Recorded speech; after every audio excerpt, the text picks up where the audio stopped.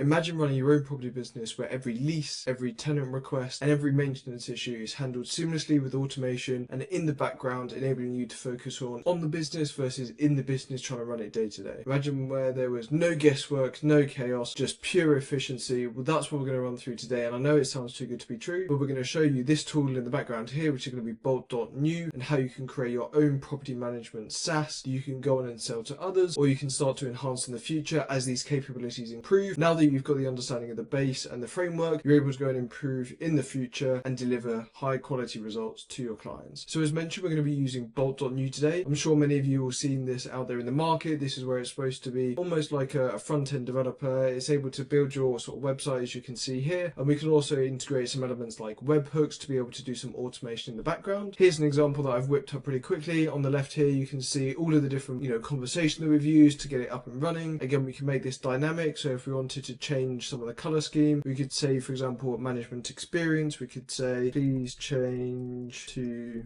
be a more electric blue color to stand out. This will go off and make the changes. So again, what this will mean is we're able to dynamically work with our app. It'll automatically update in the background. As you can see, you're whizzing off, making all the changes that we need to do. This means that you don't need to spend the hours trying to learn how to code this or spend thousands on sending it off to a developer. You can do this all in-house with reason and start to make a few tweaks and changes to adjust it to what you want. And as you can see there in the background, it'll go off and make the changes. So what we can see on the left here is more electric blue. So what we'll say is please make the home page more vibrant blue, EG light blue. So again, able to get it off, able to tweak as many times as we want. What this will do is come back exactly as we need it, so it's adjusted to exactly how we want to present it to the customers. Or again, if you want to make any changes over the future, maybe you improve the branding, some of the wording, you're able to do that nice and easy. But also you can take all of this information and hand it off to a developer if you need to, so they can make a few changes. So there you go. In the background, as you can see, it's changed to exactly what you would want, maybe a lighter blue. Now, as we mentioned, we're going to be going through a SaaS today, so it's relating to property management. So as we can see here, maybe you want to sign in.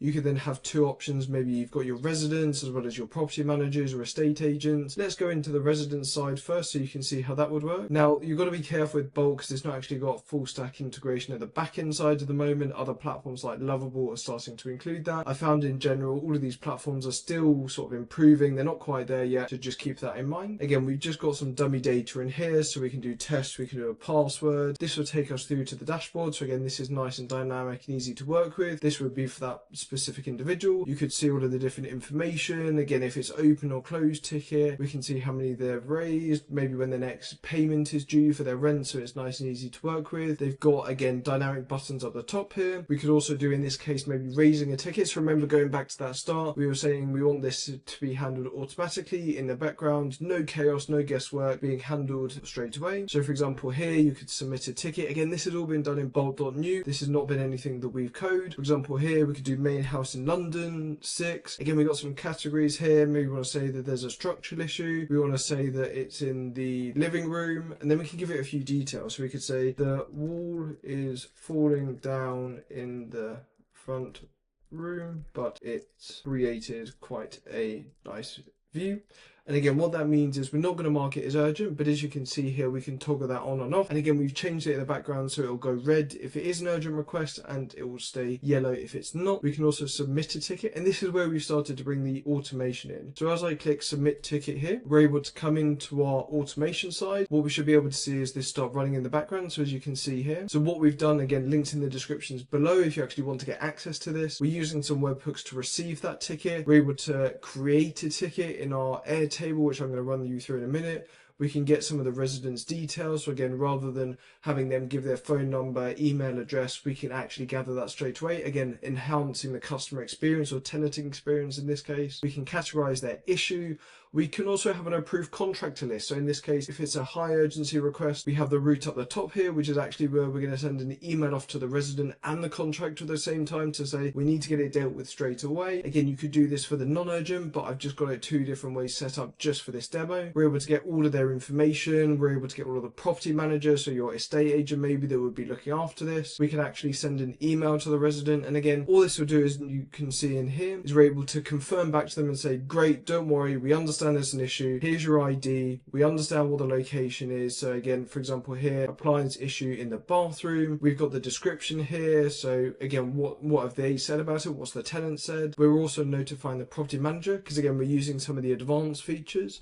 So we've actually extracted live the property manager's email address so we can use that. And we've also sent confirmation text to them as well. So as you can see in here, again, we're texting them exact same details, what the information is, giving that great experience so they know what's going on in the background. And so they know that we're going to look after it as that issue comes through and it needs to be dealt with. Of course, what happens if it's an urgent request? We want to be able to deal with it straight away, but also notify the contractor, maybe so they can go out and deal with it right there, right away. We can also do this using VAPI. So as we come back into here, again, we're not going to go into the details of building this today, but let me know if you are interested. We could do a build series on this. We're going to email the resident, we're going to text the resident just as we've seen. We're going to let them know that we're getting on this, we're able to deal with it, but we're also going to send the details to the contractor. So as we can see here, we've got all of the information around sort of the company name, we've also got the property, the manager's phone number, we've also got all of the information around the incident, so again, that contractor knows what they're dealing with straight away. We've also got the VAPI, so this is going to send a phone call straight away to that individual, and they're able to deal with it straight away so they can get on with it, versus us having to phone them, let them know there's an issue, and then they deal with it. Again, this is being done dynamic, so in this case we're using GPT-4. We've given them a really clear instruction, so when they pick up, the agent's going to speak to them and say, this is the issue, this is the property, you know, please can you go over there and sort it. We've got a dynamic ID here as well for the phone number, so whatever the contractor's phone number is,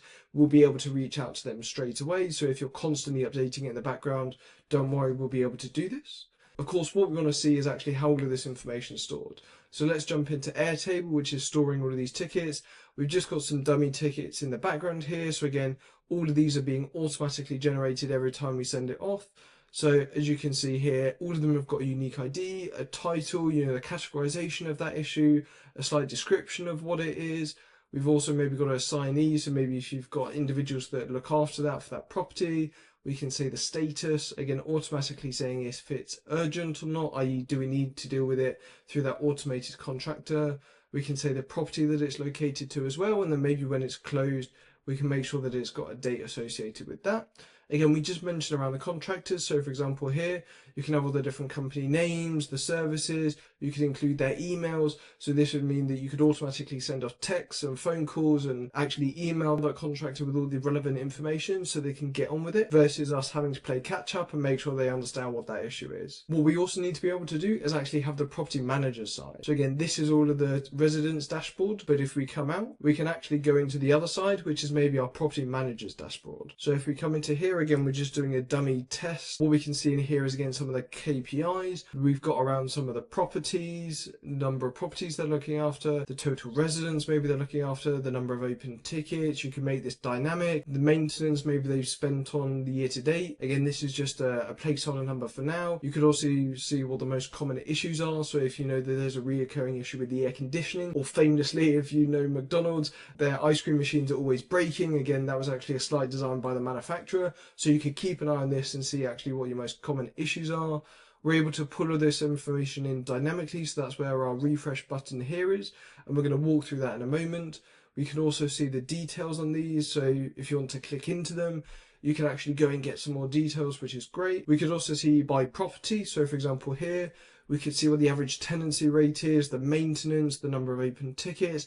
So again, this is really important information for the landlord, or maybe yourself as the maintenance, or the people looking after that property. Again, we've got the other one here, you're able to look into it. Again, this is just some dummy data that we're playing around with, but this refresh here is actually live. So this is where if we come into our second part of the automation, we've actually got a webhook request that's going to wait for that information to come from Bolt. It's going to say, yep, we need to get this new information. We need to see what the latest open or in progress tickets are. It's going to do a request to Airtable to see what ordered these open ones are. It's going to aggregate them. We're going to transform them into JSON, and then we're going to pass them back to Bolt.new. And what that enables us to do is just see them here in progress, so we know exactly what's going on. We're able to see it nice and easy if we were the manager, and be able to deal with it nice and easy in a SaaS environment, versus having to keep a load of email trains, trying to keep on top of our data that may be spread across lots of different locations.